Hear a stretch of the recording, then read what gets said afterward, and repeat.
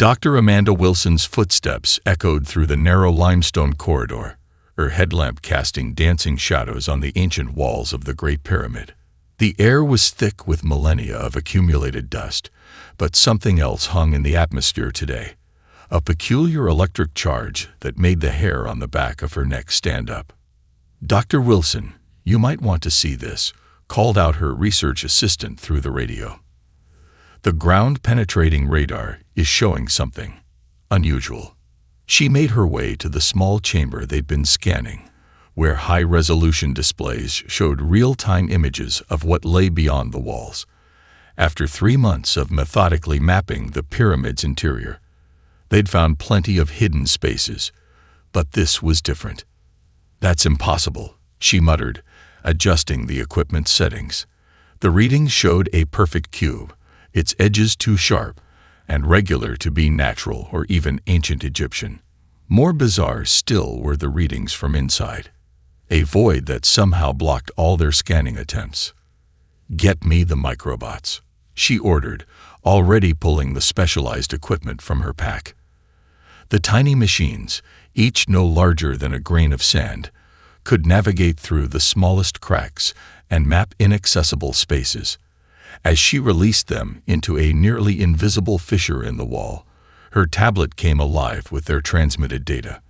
What they revealed made her blood run cold. Behind the ancient limestone lay a chamber that defied everything she knew about history. The walls were made of an unknown metal that seemed to absorb light rather than reflect it. But it was what sat at the center that made her question her sanity. A pedestal of the same dark metal, topped with what could only be described as a control panel. "This can't be right," she whispered, but the evidence was undeniable. The symbols etched into the panel's surface combined ancient Proto-Sanskrit with mathematical equations she'd only seen in advanced physics papers. Her fingers traced the familiar curves of Sanskrit characters she'd studied for years, but here they flowed into mathematical symbols that described things that shouldn't have been known to any ancient civilization.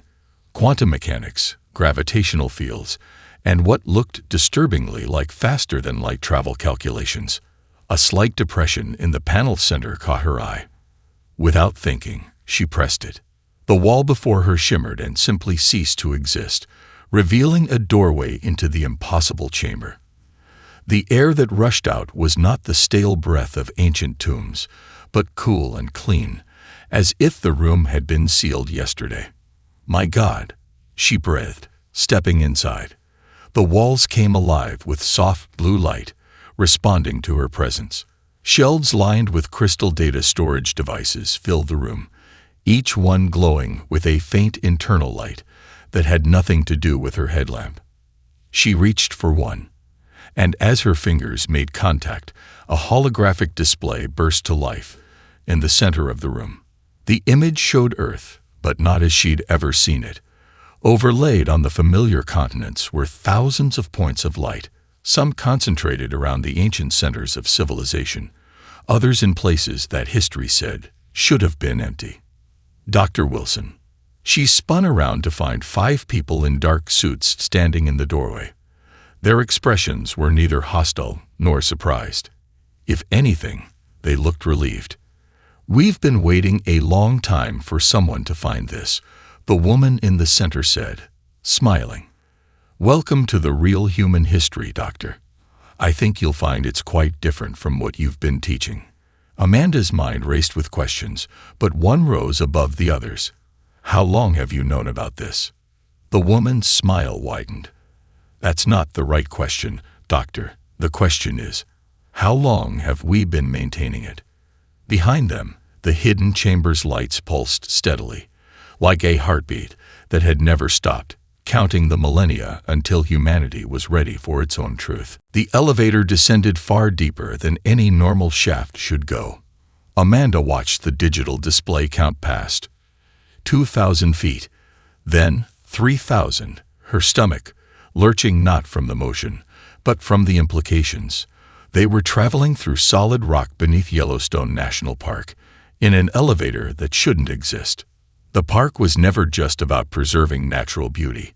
said Catherine Hayes, the woman who'd met her in the pyramid. It was about hiding something far more important in plain sight.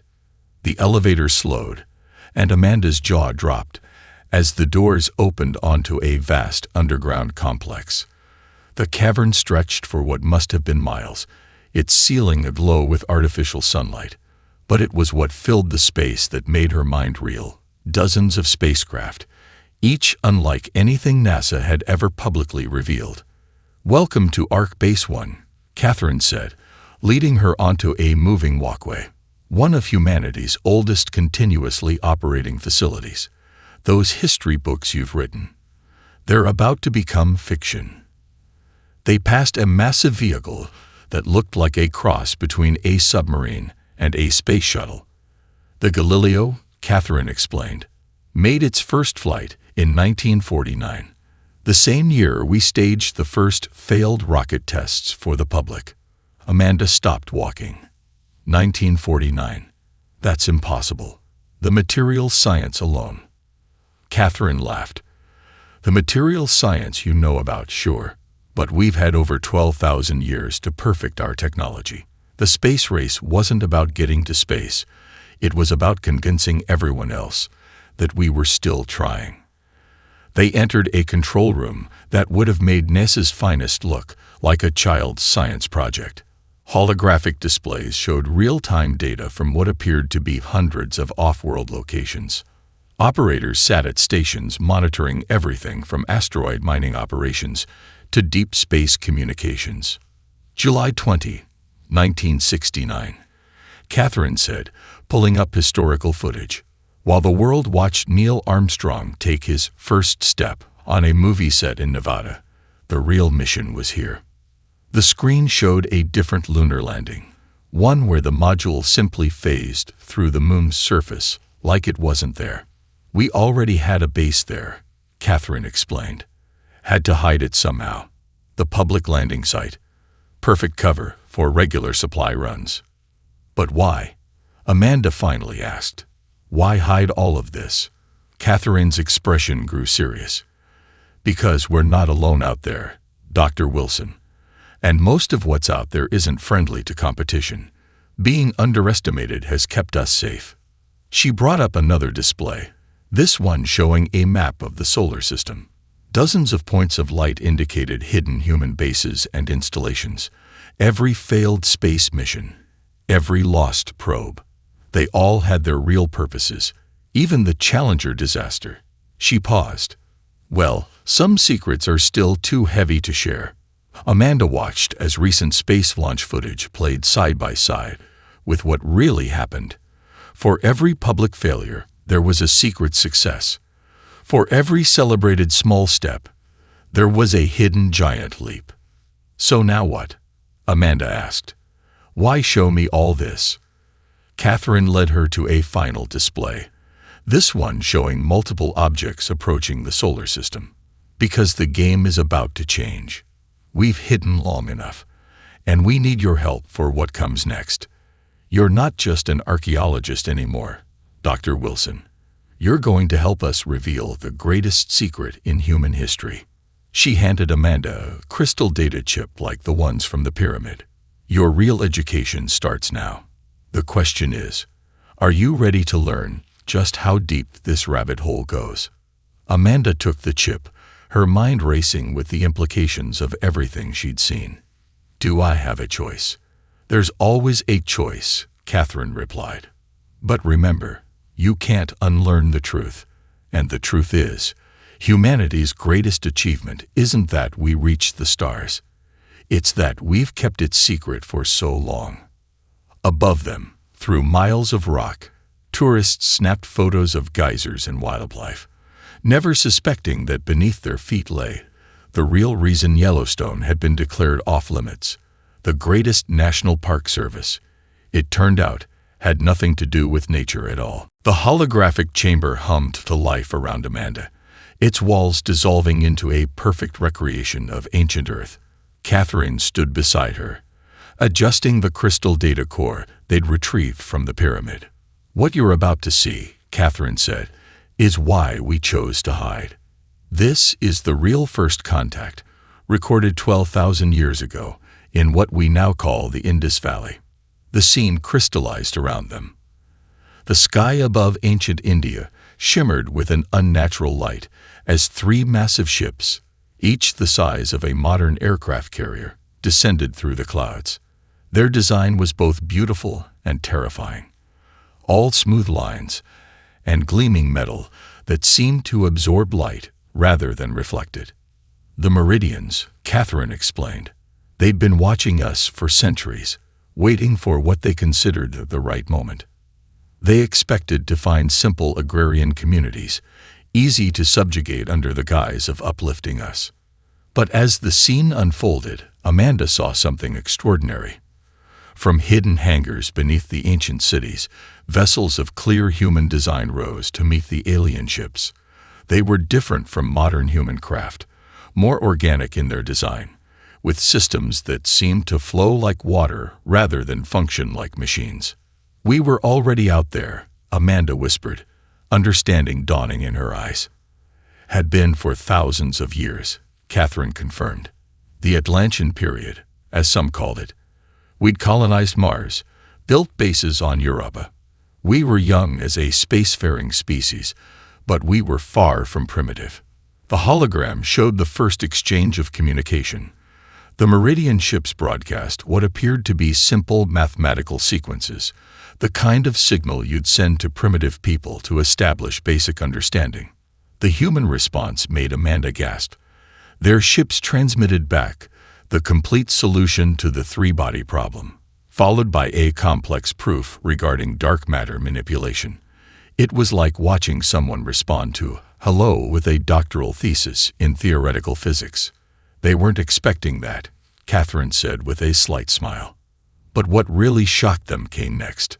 The scene shifted to show hidden human installations across the solar system powering up. Hundreds of them, far more advanced than what Amanda had seen in the Yellowstone base. The Meridian's own long-range scans revealed that their target was far more developed than they'd believed. "We had a choice to make," Catherine continued as they watched the Meridian ships retreat. "We could show our true capabilities and face endless challenges from other species, or hide it all and let them think we were just beginning." Amanda finished. The hologram showed the next phase, the Great Hiding. Cities were moved underground.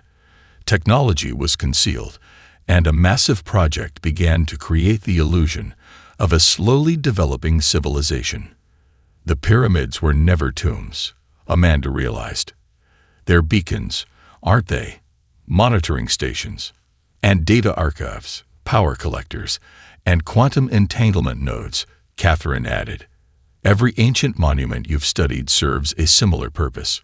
We built our defense network right in front of everyone, disguised as religious and cultural sites. The final scene showed the results of their decision. Alien ships would approach Earth over the millennia, run their scans, and find exactly what they expected. A young species taking its first steps into agriculture, then industry, then basic spaceflight. "We're not just hiding technology," Amanda said, finally understanding the full scope. "We're hiding our true nature, our capability for advancement." Catherine nodded, shutting down the hologram. "Humanity's greatest strength isn't our technology, Dr. Wilson. It's our ability to plan, to deceive when necessary, to play the long game. For 12,000 years, we've been the most advanced primitive species in the galaxy." She turned to face Amanda directly. "But now we need your help, because something's changed out there, and the game we've been playing for millennia is about to take a very different turn." Through the base's windows, Amanda could see the secret fleet being prepared. She wondered how many other hidden truths still waited to be revealed, and what role she would play in humanity's greatest deception. "Ever wonder why we never found life on Mars?" Catherine asked, as their transport ship phased through the red planet's ice cap, like it was mist. "Truth is, we've been hiding it, along with everything else." Amanda watched in awe as they descended through a series of holographic barriers that had fooled every probe and satellite for decades. Beneath the polar ice lay a sprawling metropolis, its architecture a blend of ancient earthly designs and technologies she could barely comprehend. "Welcome to Olympus Base," Catherine said. "What you'd call the real Mars colony. Been operating continuously since before the pyramids were built." The city stretched for miles under the ice, its buildings flowing with living metal that adjusted its shape based on need. Thousands of people moved through its streets, all of them part of the greatest secret in human history, the public Mars missions. Amanda started. "Cover stories," Catherine finished. Every failed mission brought supplies or personnel. Every lost probe carried messages. Even Curiosity's real mission was to maintain our surface camouflage. They moved through the city's central command, where massive screens monitored solar system traffic. Amanda noticed something odd about the data. These energy signatures, they're coming from Europa. Catherine's expression brightened.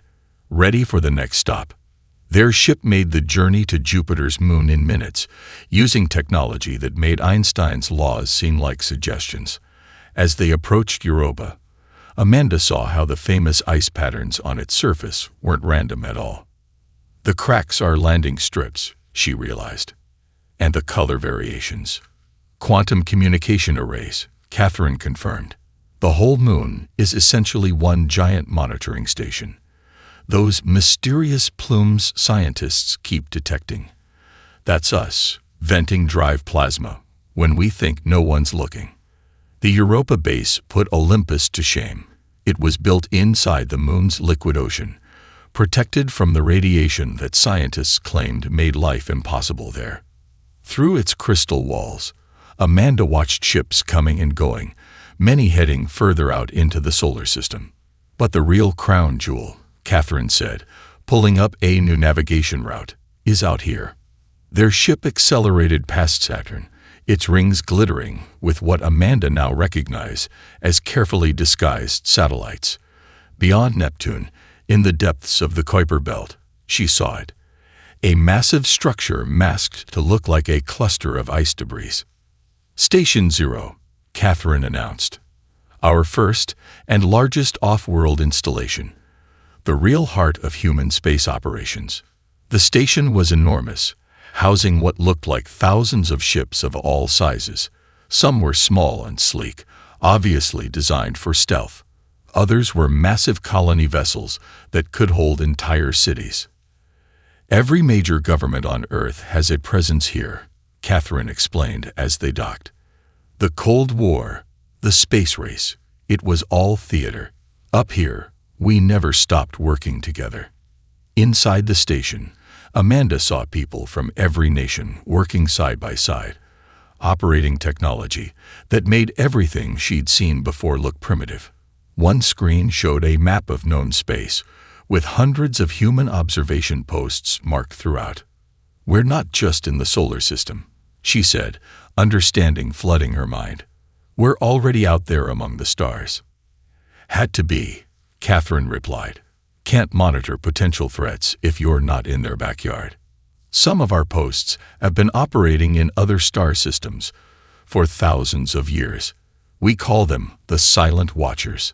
A alert flashed across the main display, drawing everyone's attention. Multiple signals, coming from deep space, all heading toward Earth. "And that," Catherine said grimly, "is why we built all this. Something's coming, Dr. Wilson. Something big enough that all these hidden bases, all this secret technology, it might not be enough." Amanda stared at the approaching signatures, understanding now why they'd chosen this moment to reveal everything. "How long do we have?" she asked. "At their current speed," Catherine checked the data. 2 months, just enough time to decide. If we keep hiding, or finally show the galaxy what humanity can really do. The silent alarm kept flashing, counting down to a moment that would change everything. Not just for Earth, but for every civilization that thought they knew what humanity was capable of. Station Zero's emergency council chamber hadn't been used in over 3 centuries. Now, representatives from every major hidden base filled the circular room, their faces illuminated by the holographic display of the approaching alien fleet at the center. Amanda stood beside Catherine, watching the debate unfold. Admiral Chen from the Europa base had the floor, his voice sharp with urgency. The Federation ships will reach our outer sensors in 6 weeks. We need to decide now. Do we maintain the masquerade, or show our true capabilities? We've hidden for 12,000 years, argued Director Santos from the Mars colony. It's kept us safe, kept us strong. Why risk everything now? The room erupted in overlapping arguments. Amanda studied the faces around her. These people had spent their entire lives protecting Earth's greatest secret, and now that secret might be their greatest vulnerability. It's not just one fleet, Catherine interrupted, bringing up new data from the Silent Watchers. Show them what we found, Dr. Wilson. Amanda stepped forward, her week of studying the ancient archives having revealed something crucial. The Federation's not coming to welcome us, she said, projecting the decoded transmissions. They're coming because they have to. Look at these energy signatures from their territory. The display shifted to show massive disturbances in spacetime, spreading like cracks through the Federation's worlds. They're running from something, she continued, and Earth's location. We're not just a strategic position. The ancient archives show our solar system has natural properties that could shield against whatever this is. So they don't want to help us join their community, Admiral Chen said darkly. They want to take our system for themselves. Catherine nodded. And they think we're too primitive to stop them. Our long game of playing helpless is about to become a trap. For us. New alerts flashed across the display. More ships were appearing at the edge of their detection network, not just from the Federation. Other civilizations had noticed the Federation's movement and were responding. Multiple fleets now approaching. The station's AI announced. Estimated 16 different civilizations on intercept courses with Sol's system. Amanda watched the tactical display update, showing the convergence of forces unlike anything in their records. They're all coming, she realized. Every civilization that's been watching us, thinking we're easy prey. The Federation's move is triggering a gold rush. Then perhaps, a new voice said from the chamber's entrance, it's time to show them why we've hidden our true nature for so long. The room fell silent as Fleet Admiral Sarah Martinez entered. She'd commanded humanity's hidden forces for 3 decades, and her presence here meant everything was about to change. We didn't hide because we were weak, she continued, moving to the center of the chamber. We hid because we knew that true power lies in being underestimated. Now we can use that power. She gestured, and the display changed to show Earth's full defense network. Hidden bases lit up across the solar system and beyond, revealing a web of power and influence that had been invisible for millennia. Let them come, Martine said, a fierce light in her eyes. Let them all come, thinking they'll find an easy conquest, because when they do, she smiled, and Amanda saw 12,000 years of patient planning in that expression. They'll learn why the most dangerous predator is the one that chooses to play dead. The chamber erupted in activity as orders began flowing out to every hidden base and installation. Humanity's greatest deception was about to become its greatest revelation. Amanda looked at Catherine, seeing both excitement and concern in her mentor's eyes. What now? She asked. Now, Catherine replied, watching as the first of their hidden fleets began powering up. Now we show the galaxy why sometimes the best stories are the ones that were true all along. Above them, through miles of holographic camouflage, the stars waited, and among those stars, 16 alien civilizations were about to learn the true meaning of the phrase hidden in plain sight. The Federation's lead ship emerged from hyperspace just beyond Mars' orbit, its hull gleaming with a metallic sheen that seemed to ripple like water. Amanda watched from Station Zero's command center as 11 more vessels followed, each large enough to cast shadows on the red planet's surface. "Right on schedule," Fleet Admiral Martinez said, standing beside her. "And now, the show begins." The Federation's first transmission arrived exactly as their intelligence had predicted, a message of peace and friendship wrapped in layers of condescension. The holographic image of their ambassador, a tall, ethereal being with crystalline features, appeared before Earth's primitive United Nations. "People of Earth," the ambassador's words were translated in real time, though Amanda noted they were using an unnecessarily complex language protocol to impress their supposed inferiors. "We come as friends, as guides to welcome you into the greater galactic community."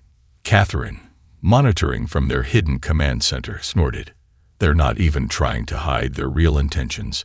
Look at their fleet positioning." Amanda saw it too. The Federation ships were taking up strategic points around the solar system, each position carefully chosen to control key transit routes. Their peaceful overture was being delivered while they quietly prepared for military occupation. "Your recent achievements in space travel have drawn our attention," the ambassador continued, as their ships moved into attack positions disguised as ceremonial formations. "We wish to help guide your species to its full potential." Admiral Martinez touched a control, bringing up the energy readings from the Federation fleet. "They're already charging weapons, expecting no resistance from the poor, primitive humans." The ambassador's speech continued, each word dripping with false benevolence. "We understand that change can be frightening for young species. That is why we have brought a protective fleet to ensure your transition into galactic society proceeds smoothly." "They're not even being subtle about it," Amanda said, reviewing the tactical display.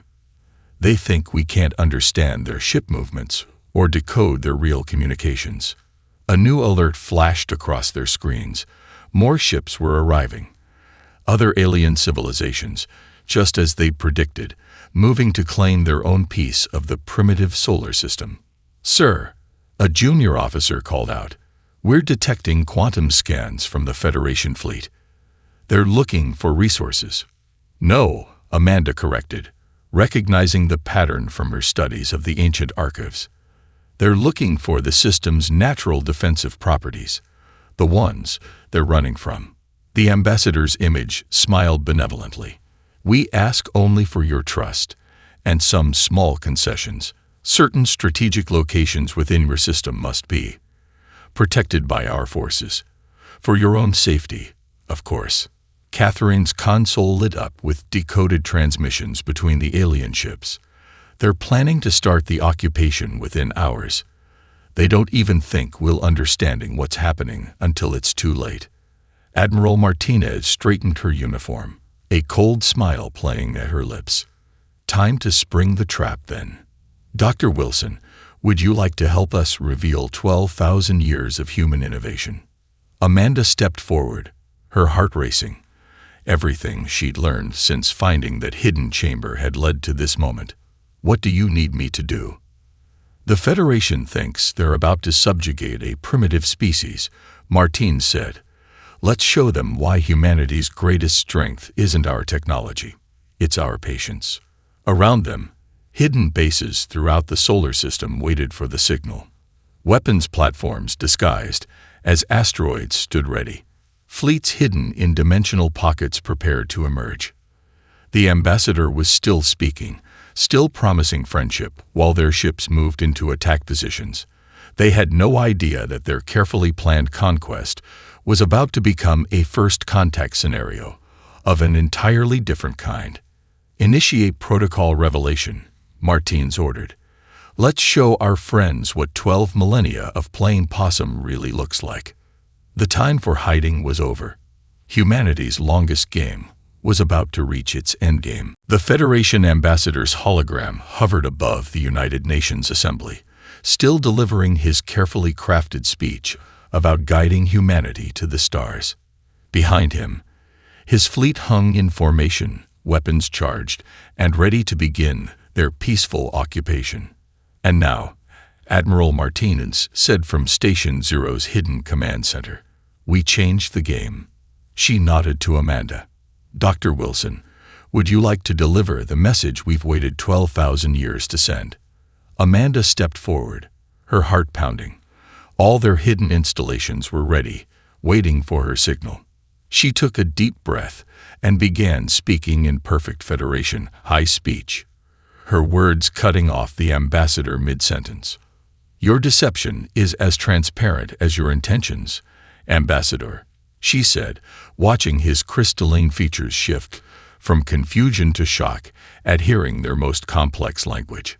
"Perhaps it's time we had an honest conversation about why you're really here." The ambassador's image flickered as he tried to process this primitive human speaking his language with the accent of a high court noble. "I don't understand.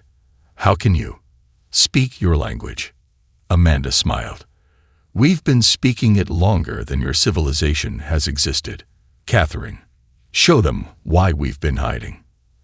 At her words, the solar system seemed to transform. Holographic camouflage fields that had hidden human installations for millennia began dropping one by one. The Mars base revealed itself, a sprawling metropolis that made the Federation's capital look like a small town. Europa's ice cracked open to show the true extent of their operations there. "Impossible," the ambassador whispered as his sensors showed him the truth.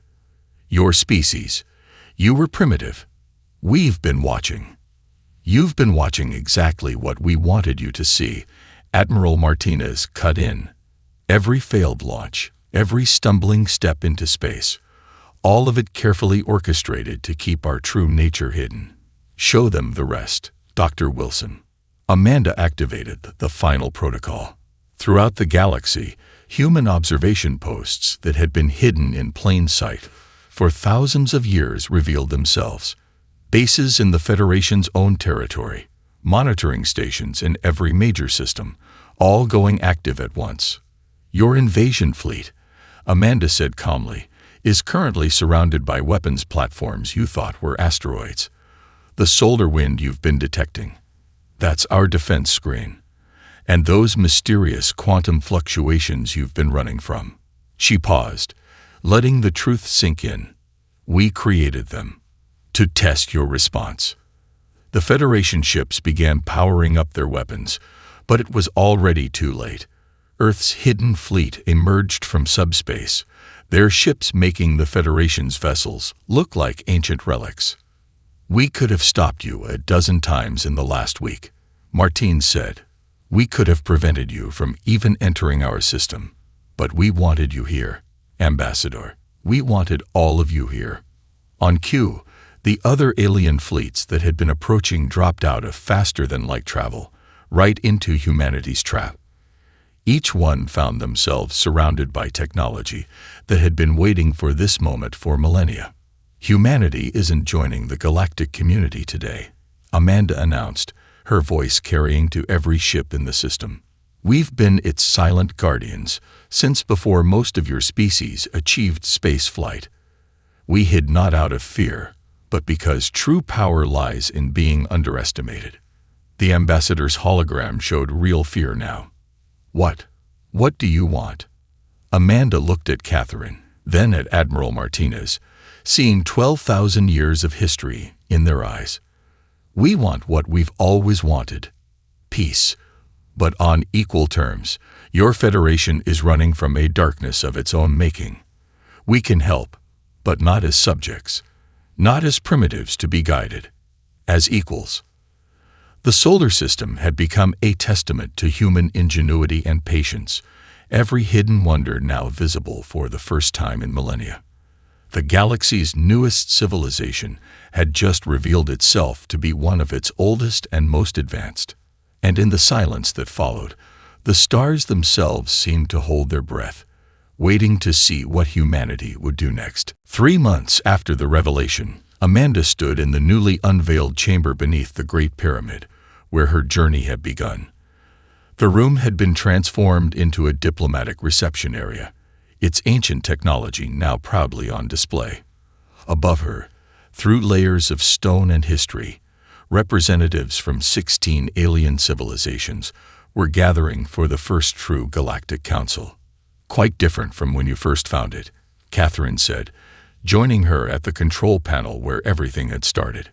"Hard to believe it's only been a few months." The panel now displayed real-time data from across the galaxy.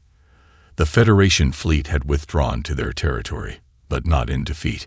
Instead, they'd become the first to accept Earth's offer of partnership against the coming darkness. "The public is still adapting," Amanda said, watching news feeds from around the world.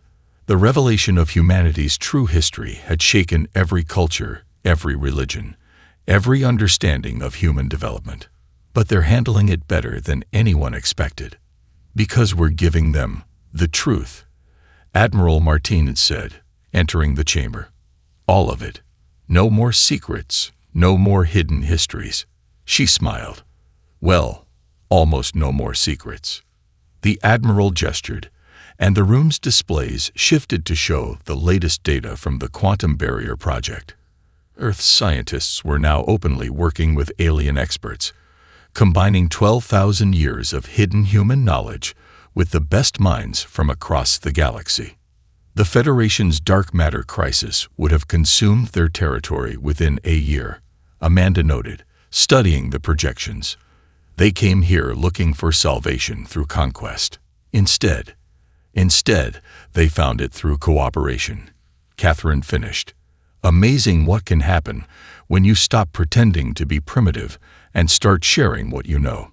Above them, in the shadow of the Great Pyramid, the new Galactic Embassy had risen, a structure that blended ancient human architecture with modern innovation. It stood as a symbol of what humanity had always been, a bridge between past and future. "The Silent Watchers are being repurposed," Martinez reported, bringing up status reports from their once-hidden network of bases. From observation posts to research stations, cultural centers, trading hubs. Turns out, when you spend thousands of years learning about other species, you get pretty good at knowing how to work with them. Amanda touched the control panel, bringing up the original archives she'd discovered. "Our ancestors chose to hide because they saw a galaxy that wasn't ready for cooperation. We chose to reveal ourselves because we finally saw one that was." The chamber's displays showed scenes from around the solar system. The Mars base now hosted a university where species from across the galaxy studied together. Europa's research centers were making breakthroughs in quantum physics that would have been impossible without collaboration. Even the Kuiper Belt station had been transformed from a hidden military base into a hub of interstellar commerce. "And the dark matter crisis?" Catherine asked, though she already knew the answer. "The combined research teams think they'll have a solution within the year," Amanda replied. Turns out humanity's unique approach to physics, born from millennia of hidden development, was exactly what the galaxy needed. A soft chime indicated it was time. Above them, the Galactic Council was gathering for its first official session. Humanity would no longer hide in the shadows, but would help lead the galaxy into a new age of cooperation and discovery. "Ready for your speech, Dr. Wilson?" Martinez asked. As the human who had first discovered the truth, Amanda had been chosen to address the council. Amanda took one last look at the chamber where it had all started. "You know what the greatest discovery was," she said as they headed for the surface. "Not the technology, not the hidden bases, not even our true history." "What then?" Catherine asked. "That sometimes the most powerful thing isn't what you hide," Amanda replied, "but when you choose to reveal it." They emerged into the sunlight, where the old pyramid and the new embassy stood side by side, monuments to both what humanity had been and what it would become. The stars above were no longer a frontier to pretend to struggle toward, but a home they had never really left. The time for hiding was over. The time for leading had begun.